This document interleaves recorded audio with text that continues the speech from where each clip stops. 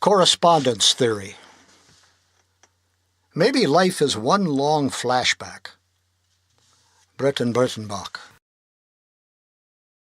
The feel of things. 1. And what beauty is this, I came to ask myself, in what the eye decides to look upon and see, the ear to listen to, attune to, and hear, in what the fingers discover beneath the surface tension.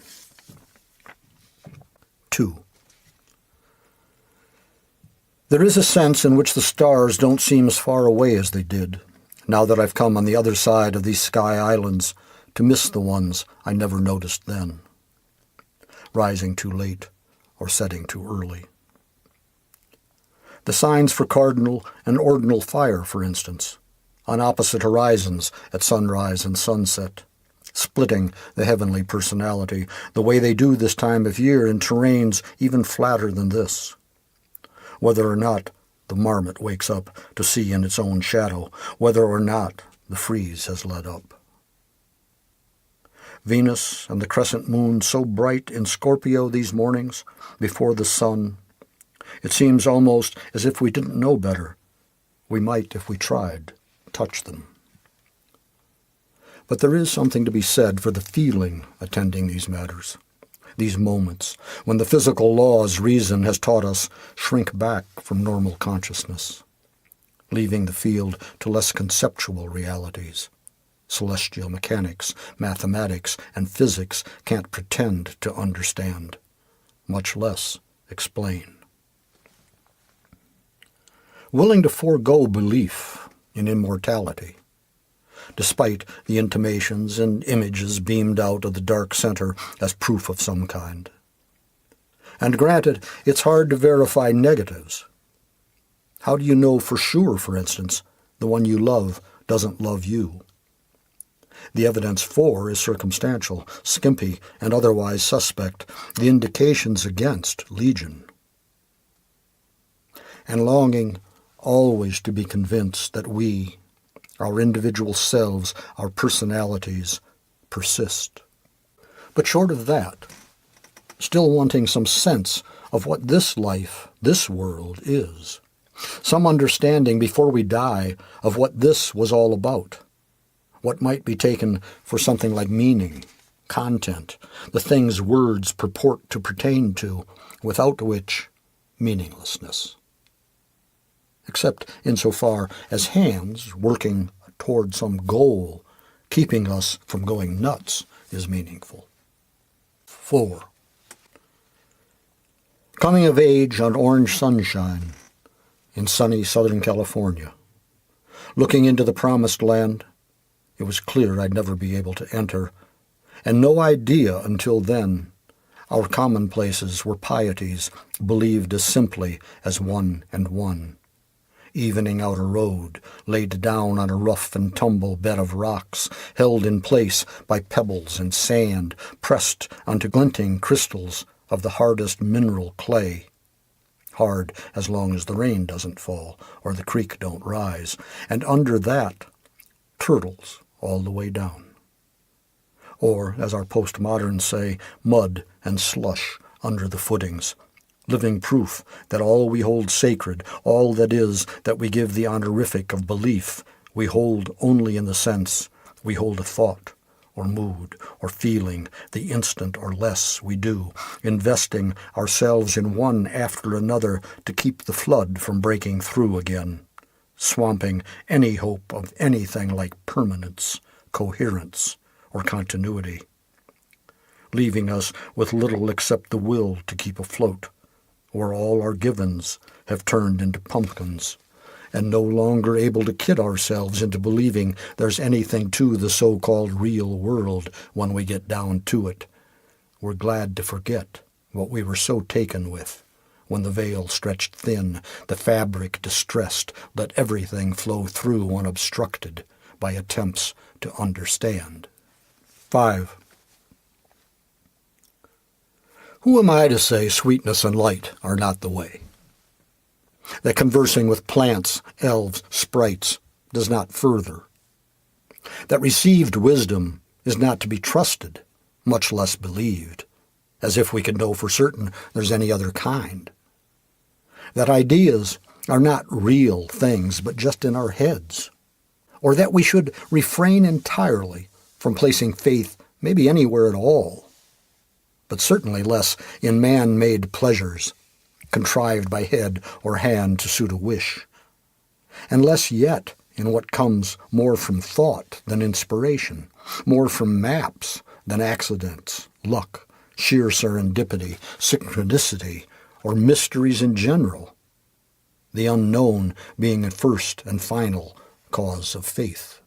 Though history does suggest that mysteries, especially those sacramentalized, do tend to end up in the company of generals, almost by design, the great chain shackling people into real chains with malice aforethought, shades of original sin displacing the intricate intermeshing, the delicate merging of emotions, those rituals of belief, refuted with a kicked stone, a quincunx formation, regimenting each four-square option into a 12-bar line of navy blues and irregular blacks and tans, interrupting the peace of mind, sweetness and light most need. It's hard to ignore jets, carpet bombing, or spewing out poisons. Fire clinging to bodies, reluctantly giving up their human being. Combat boots climbing the stairs to your room.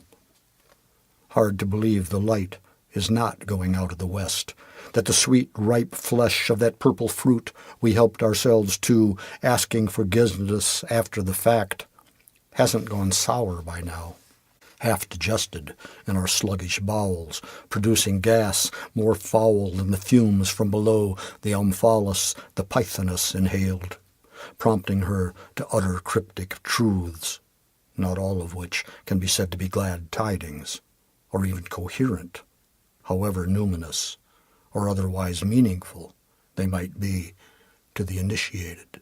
6. And something to be said for not saying what some say needs to be said, telling it like it is from the inside out, affirming what seems to be external. Everything that is being itself among everything else being itself.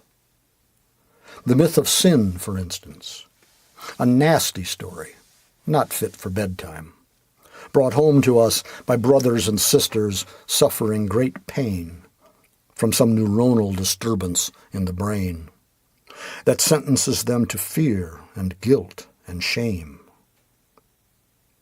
Or death, ushered in with stricken colors, which may, it said, accompany one even if one's head is on right, truly believing what one believes at that fell juncture, unto eternity, if one accepts, that is to say, eternity is real, or the compulsion of linear time implied in narrative sequiturs, or that thinking it makes it so. Or if one entertains the idea of death, absolute and irrevocable, the individual kaput, forfeit, no after, here, there, or forever, a dreamless blackout of the personal from which the self never recovers. If one respects what one's mind presents, if one retains one's notion of one. 7. To the optic imagination, by way of the eye, when we are focused, when vision itself is seen. To the tactile imagination, by way of the skin, when the heart is touched, when we are caught in the act. To the moral imagination, by way of the ear, when words ring true, when we are moved by them. To the judicial intellect, by way of the frontal lobe, when it feels just right, when none is to blame. To the discerning intellect, by way of the blood, when things make sense, when we think we understand. To the ecstatic intellect, by way of the animal fluid, when we lose ourselves, when two are one. 8. What would you have me do? I asked myself, as each must, if any is to see what grows in these fields before the light goes, and said, first, discriminate.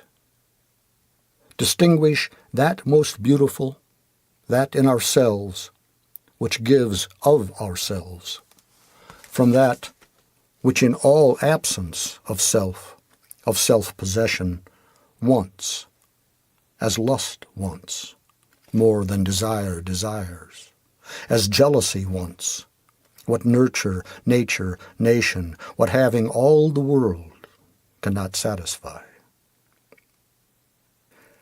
And then delineate that most beautiful in you, that we give one another, that very wishbone, pliant yet resilient, that stay that held the breast together, as the prow holds the ship, as the plow holds the field, breaking into the future, in our two hands held unbroken, the shape of a man, the shape of a woman, forked things, heart and mind, the two-legged beast, in every honest, every virtuous act.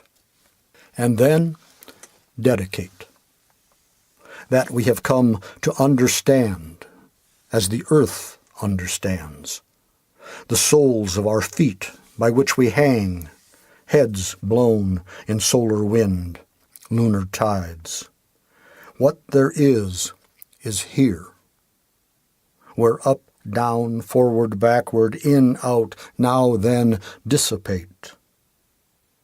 Preoccupied with itself, as bodies lovely in their instants, in, by, the feel of things brought together as never after or before, lovely in our understanding of death absolute, resolute, loving each other as ourselves while there is time.